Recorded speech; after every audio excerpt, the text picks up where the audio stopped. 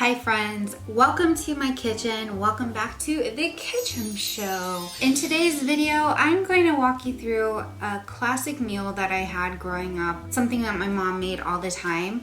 I'm doing my own little spin on it just based on what I have available to me here in the kitchen. But today, I'm gonna make some black bean chili with some Indian fry bread. And I'm gonna do it the way my mom used to do it. So if you'd like to learn how to make this meal and you wanna hang out with me, be sure to stay tuned and also like the video. Give me a thumbs up. That always helps me out. I've done some prep work to make this recording session a little easier. I have cut up a yellow onion and chopped it up pretty fine. I've got a green bell pepper that I've cut up, and I'm so excited to have that in my chili. My mom didn't really add peppers to hers, but I think green bell pepper tastes amazing in chili. So we're gonna go ahead and add some olive oil to my pot here. I'm gonna make sure the bottom's covered up pretty well. I'm gonna turn the heat up to about medium high and let this heat up for a second. I love the smell of olive oil when it starts heating up. It smells so good. Am I the only one? La-dee-da-dee-dee.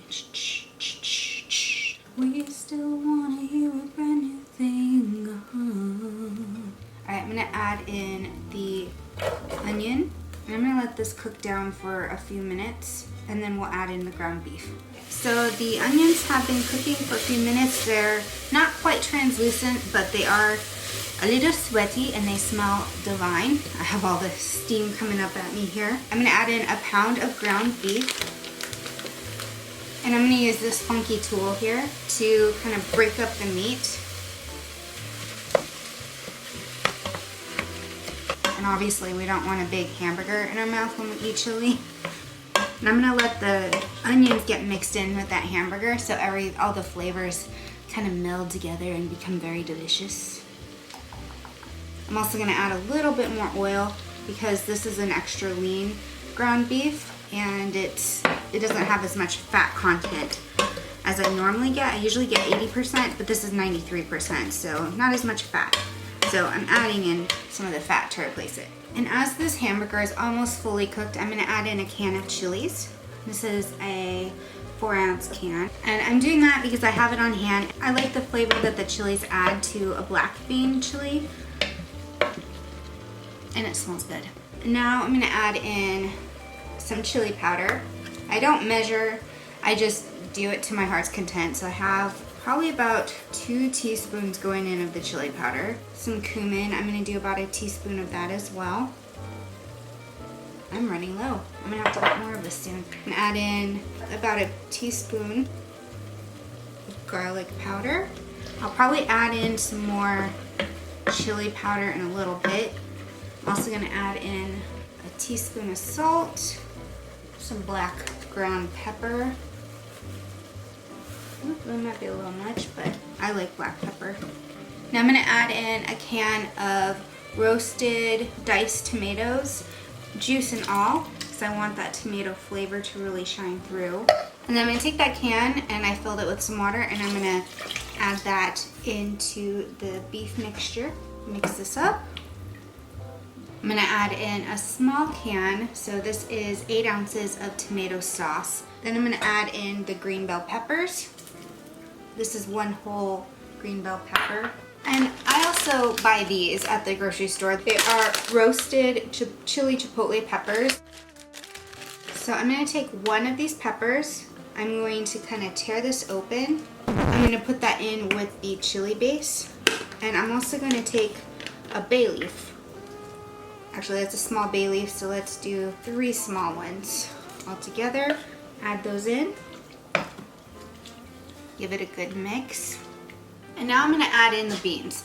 Now I've already prepared these black beans from scratch and I've had them in the fridge overnight because I wasn't ready to make my soup last night. I was just too tired. So now I'm gonna add this to the pot. This is about 2 cups of dried beans prepared. So when it's prepared, I would say it's probably about 3 or 4 cups of black beans. And I'm gonna pour in the black bean juice as well.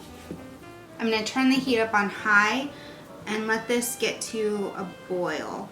Now I did almost overfill my pots. I'm gonna watch it carefully to make sure that it does not overboil because that would be a bummer. And looking at the volume of this, I already know I don't have enough flavor. I'm gonna add just a little bit more chili powder, probably another teaspoon or so. And you also have to remember that chipotle pepper is going to add some flavor too, as it kind of gets absorbed by the broth of the chili. So excited to eat dinner soon. And now we are at a boil, and I'm going to remove this from the high heat. I'm going to switch this immediately over to a low heat because I'm going to use this side to make fry bread.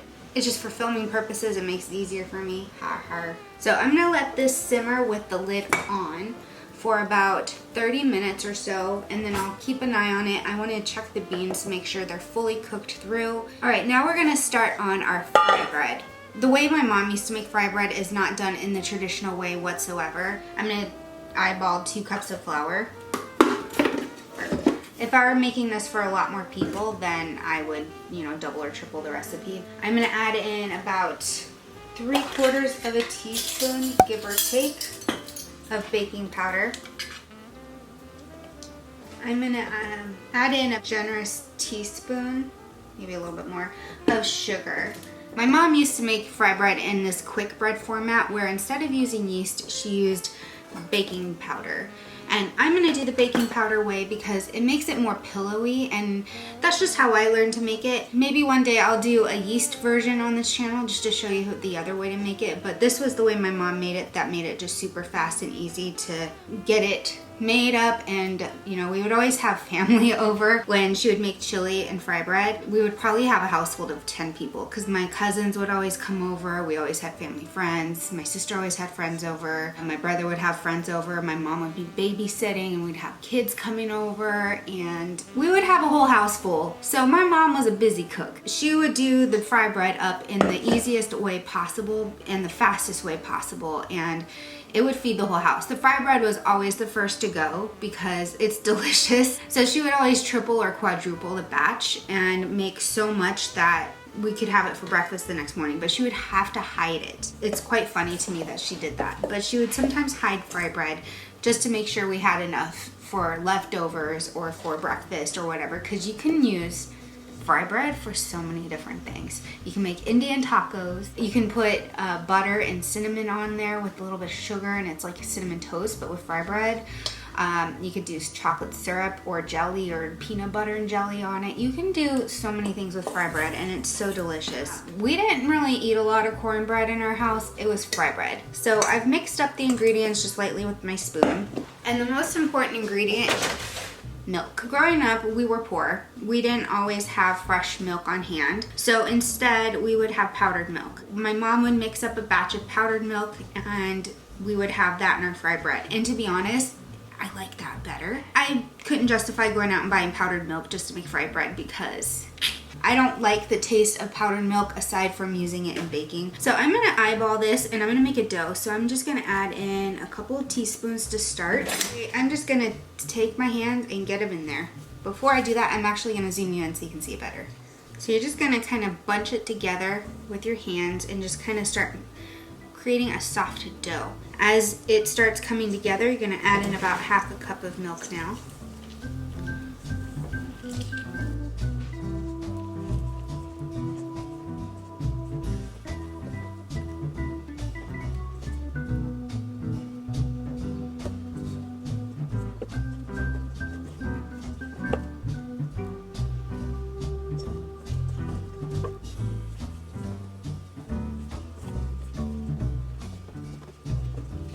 I'm gonna add just a tiny bit more milk.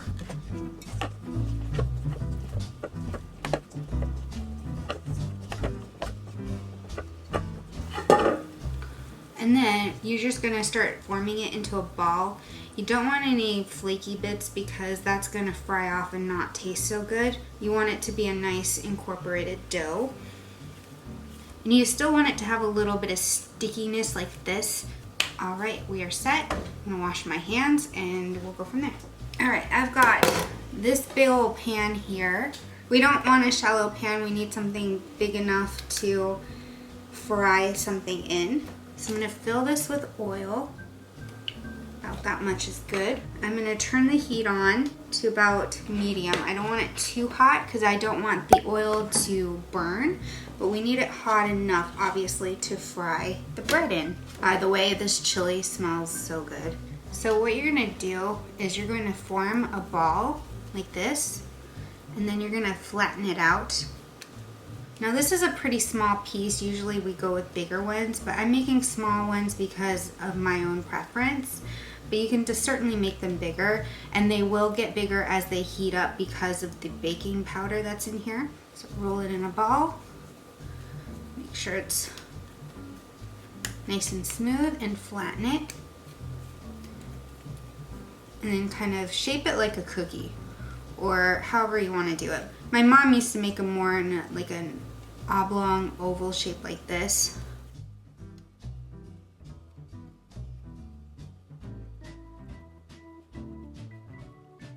It looks like I'm gonna get about 5 pieces of fry bread out of the 2 cups.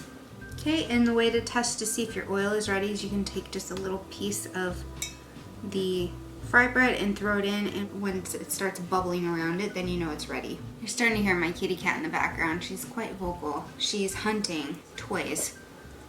And as she finds the toys, she gets a little bit more cooey and yelly at, like, hey, look what I found. So I'm smelling this chili and it's bringing me back because my mom used to make chili all the time, especially in the fall. When we were growing up, we didn't have a lot of money, so my dad hunted and we would always have elk and deer.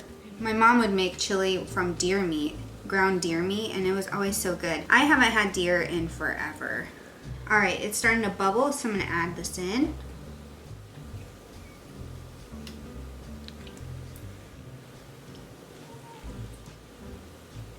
See if I have enough room here for the 5th one.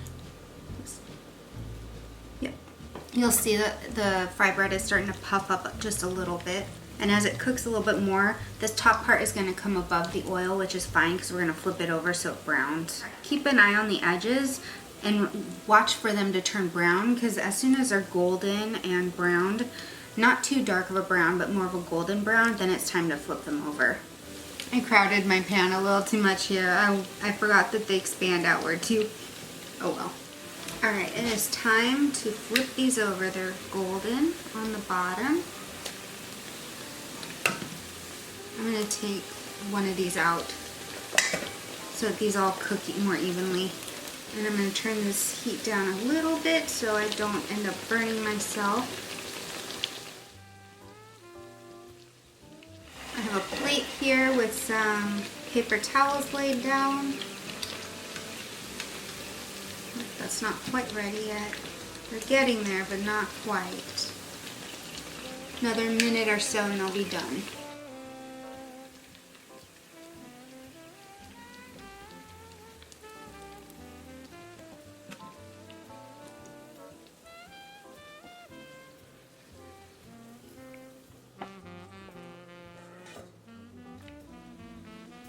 So the fry bread is done. I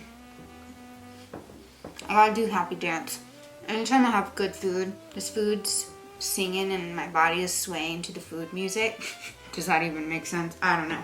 The chili's been chili soup. This is more of a soup consistency, but it'll thicken up over the next day or so while it's in the fridge. This has been simmering for about an hour or so and it's about ready to eat. So I'm gonna go ahead and dish up a bowl and plate it and make it all yummy. I actually did a taste test a minute ago and the flavor is so rich and delicious. Look at that steam. I'm gonna put in some of that broth. I've got some shredded cheese here. I'm just gonna pop that on top. And I've got some fresh cilantro. And I've got my fry bread here. All right, let's do a taste test. It might be a little hot.